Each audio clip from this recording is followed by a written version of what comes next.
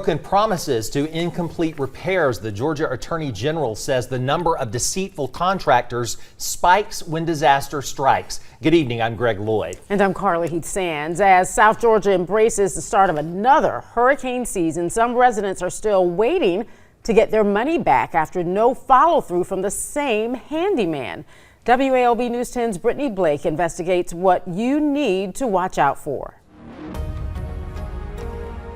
I put a post in for some mechanic work, and I was hoping to get an electrician, and he messaged me back saying he was licensed in both an electrician and mechanic work, and he wouldn't charge an arm and a leg. This is the van Renee Clegg hired a handyman to fix back in September 2024. After several visits to her home, nothing was fixed. I spoke to 3 other people in 3 different South Georgia cities who have one thing in common. Between 2023 and 2025, they hired the same handyman to do electrical work or remodeling to their home, and nothing has been done. Clegg posted on Facebook about her experience, and she got responses from people claiming to be from Georgia and Florida.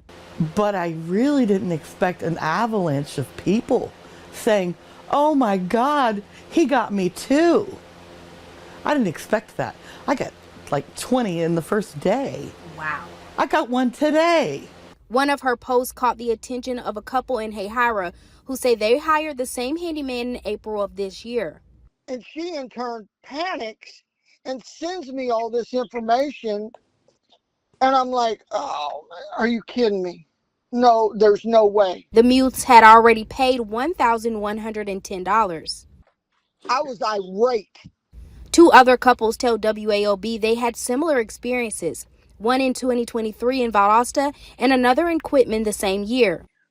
He's a smooth operator. He comes to your house, he walks in, he makes you feel comfortable by telling you he's a veteran, and then he comes in and he's like, "Oh, I can do this for such and such amount." And then he sent me a text with the figure amount.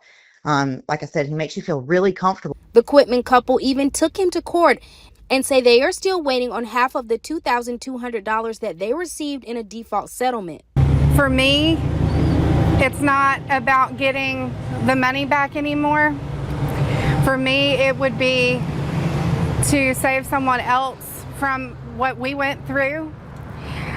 I honestly feel like if I got the money from him, it would be at the cost of another victim, and I wouldn't want that.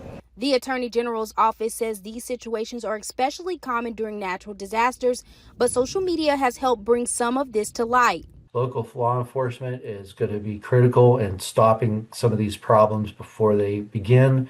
And again, an educated consumer is the best defense about losing money in these scams. Last hurricane season, federal and state officials released reports warning those impacted to stay vigilant and providing resources to check and report fraud. So our Georgia General Assembly heard from constituents that were facing issues with contractors, and they've taken some action. So we'll have greater consumer protections going into this next hurricane season. Senate Bill 201 will go into effect July 1st, giving Georgians greater protections against deceptive and unfair practices by contractors during the state of an emergency. Brittany Blake, WAOB, your hometown news source. All right, thanks so much, Brittany. Now, WAOB has attempted to reach the handyman at the center of the story. He has not returned our phone calls nor text messages. Some of the families affected say they intend to seek legal action.